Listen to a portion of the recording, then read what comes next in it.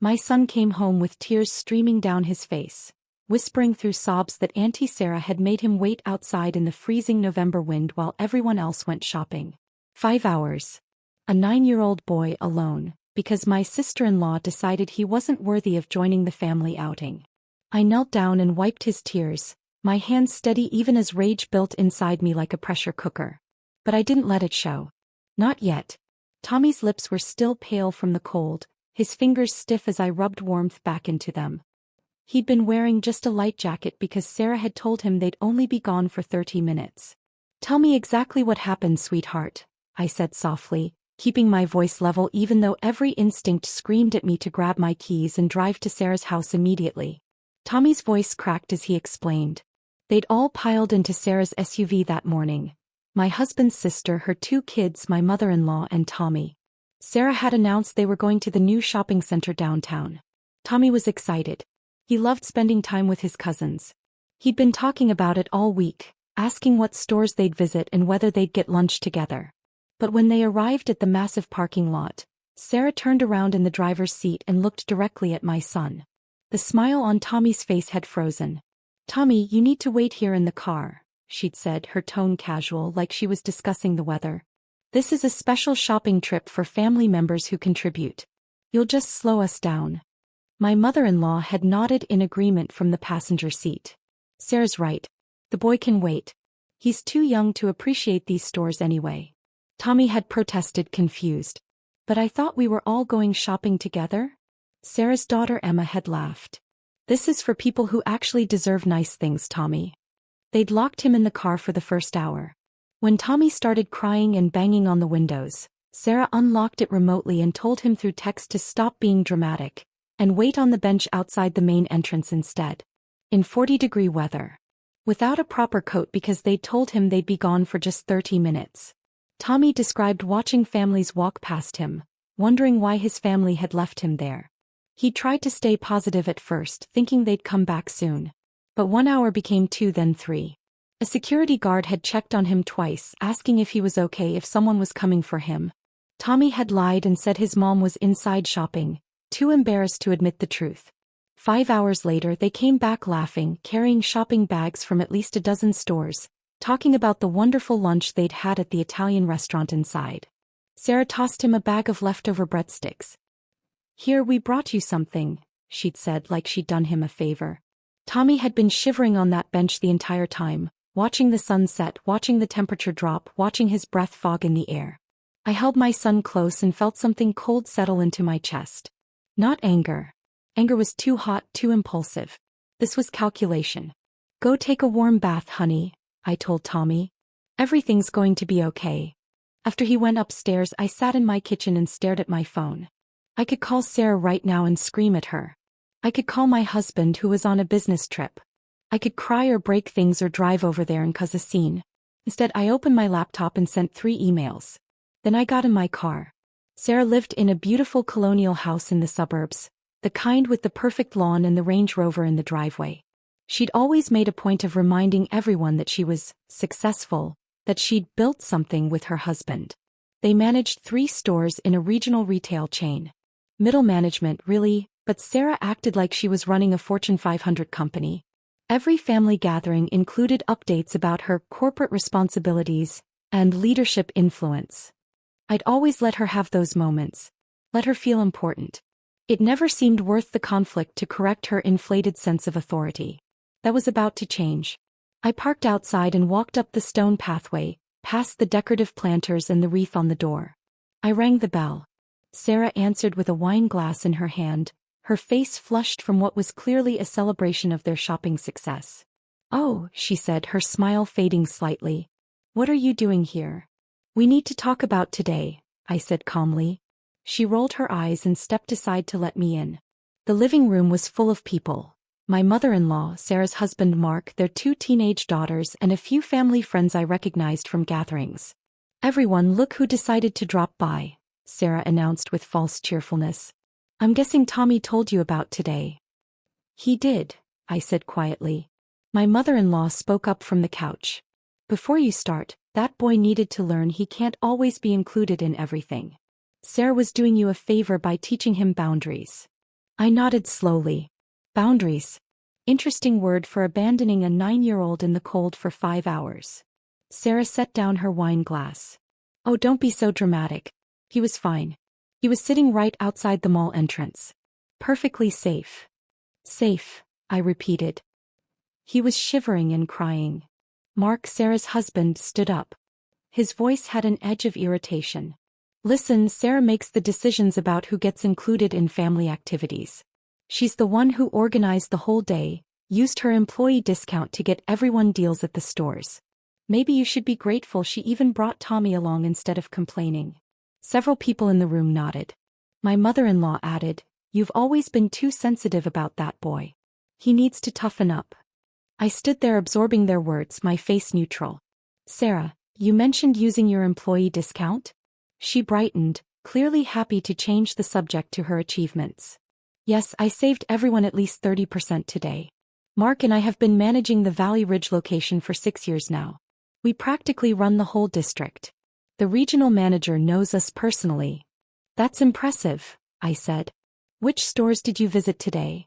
All 3 of our locations, Mark said proudly. Valley Ridge, Thornwood Plaza, and the new Riverside Center store. We're overseeing the expansion. Corporate trusts us completely. I pulled out my phone. The Riverside Center.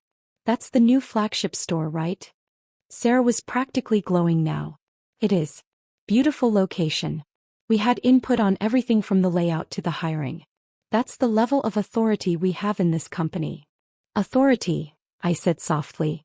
Then I looked up at her. Sarah, what's the name of the company you work for? She frowned at the odd question. Meridian Retail Group. Everyone knows that. And Mark, you said you practically run the district. How many stores are in your district? 8 stores across the region, he said, chest puffed out. We manage 3 directly, but we have oversight influence on the others. I'm being considered for district manager next year. I nodded and tapped my phone screen a few times. So when you used your employee discount today, that was at Meridian Retail Group stores. All 3 locations. Yes, Sarah said slowly, her smile fading as she tried to understand where this was going. Why does this matter? It matters, I said, my voice still calm, because I'm trying to understand how you thought it was acceptable to abuse my son while using benefits from a company I own. The room went completely silent. Sarah laughed, but it sounded forced. What are you talking about? I looked at my phone again. I'm talking about Meridian Retail Group, the company founded by my late father. The company I inherited when he passed away 3 years ago. The company that employs you and your husband. Mark's face went pale. That's impossible. Meridian is owned by the Morrison Family Trust. It is, I agreed. My maiden name is Morrison. I kept my married name for personal reasons, but the trust documents are very clear about who controls the company. My mother-in-law stood up. This is absurd. You're making this up. I pulled up an email on my phone and turned it toward them. This is from Meridian's CEO, confirming receipt of my instructions sent 40 minutes ago. Would you like me to read it aloud? Sarah's wine glass slipped from her fingers and shattered on the hardwood floor. No one moved to clean it up. I read the email anyway. Mrs. Morrison, we've received your directive regarding the Valley Ridge, Thornwood Plaza, and Riverside Center locations. Security protocols are being updated as requested. Store management will be notified within the hour. The transition team is standing by for your call. Mark's voice came out as a whisper. What transition team? Before I could answer, Sarah's phone buzzed. Then Mark's. Then both started ringing simultaneously. Sarah looked at her screen, her hand shaking. It's corporate headquarters. You should probably answer that, I said quietly. She put it on speaker. A professional woman's voice came through. Ms. Williams, this is Jennifer Park from Meridian Corporate HR. I'm calling to inform you that effective immediately, your employment with Meridian Retail Group has been terminated. Your access credentials have been revoked, and security has been notified to collect your store keys and employee badge. You have 72 hours to remove personal items from your office under security supervision. Sarah couldn't speak. Mark answered his phone with trembling hands. The same message word for word. My mother-in-law's face had gone sheet white. You can't do this. They have families. They have mortgages. They abandoned a child in the cold for 5 hours, I said, my voice still eerily calm. Why child? While bragging about their authority in a company they didn't realize I control. Mark finally found his voice. The regional manager knows us. He'll fix this. You can't just fire us without cause. I smiled for the first time since arriving. The regional manager reports to the district VP, who reports to the COO, who reports directly to me. I've already spoken with all of them. There is no appeal process for this decision. Another phone buzzed. This time it was one of the family friends, someone who worked at the Thornwood location. She looked at her screen and gasped. There's a company-wide email. All 3 stores are closing tomorrow for emergency management restructuring. I nodded. The stores will reopen Monday with new management teams. Professional managers who understand that family members of the owner deserve respect, not abandonment in 40-degree weather. Sarah's face crumpled. Please. We've worked there for 6 years. Mark was going to be district manager. We can't lose everything because of one mistake. One mistake. I repeated. You locked my 9-year-old son in a car, then left him shivering on a bench for 5 hours while you shopped and had lunch. You used company benefits I provide while treating my child as less than human. That's not a mistake, Sarah. That's cruelty. My mother-in-law stepped forward. I'll talk to my son. Your husband will make you see reason. My husband, I said, is currently on a flight back from Chicago. I called him 2 hours ago. He's fully aware of the situation and completely supports my decision. He's actually the one who suggested I visit you in person instead of handling this solely through corporate channels. The room felt like all the air had been sucked out of it. Mark's voice was desperate now. What about our daughters? They'll lose their health insurance. Sarah's parents depend on the family discount for their medications. I looked at their 2 teenage daughters who sat frozen on the couch, finally understanding that their mother's cruelty had consequences. Your daughters will be fine, I said. COBRA coverage will be offered as per standard termination procedures. As for family discounts, those are employment benefits. They end with employment. Sarah dropped to her knees, I'm sorry. I'm so sorry. I'll apologize to Tommy. I'll make it right. You should apologize to Tommy, I agreed.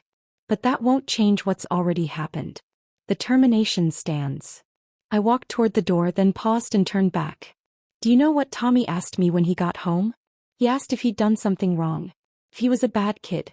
A 9-year-old boy, freezing and alone, thought he deserved to be punished.